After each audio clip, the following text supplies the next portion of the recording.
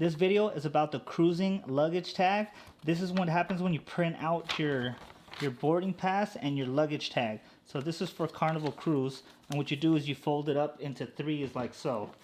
And then this is the actual luggage case that I'm talking about. It has it looks like a zip lock over here at the top, right? So you're just supposed to slide it in like so.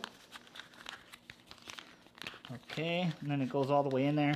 And the reason you fold it over is because both sides are supposed to say your name. They're supposed to say the date and then the cruise.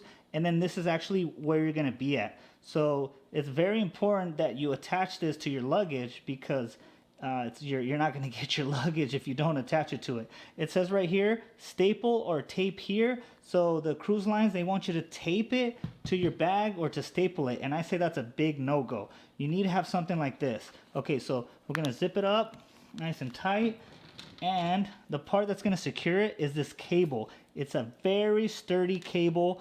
I have been using the same luggage tag 3 or 4 times now. I have not had a problem. You guys can see the threads right there. Okay, you just attach it like this, and then you screw it on. You don't want to have your first day of your cruise where they lose your bags and you're wondering why they got lost, and it's your fault because you didn't get one of these luggage tags. This is what it looks like when they pile all the bags together. I mean, it's a mess. You guys can see for yourself right here. So you got to have one of these, and then it makes it to your room, nice and fine with everything in it once you have one of these. So you guys can see it's nice and sturdy. This is not coming off. It's not getting wet, especially with the Ziploc on there. So definitely get one of these if you guys are going on your next cruise.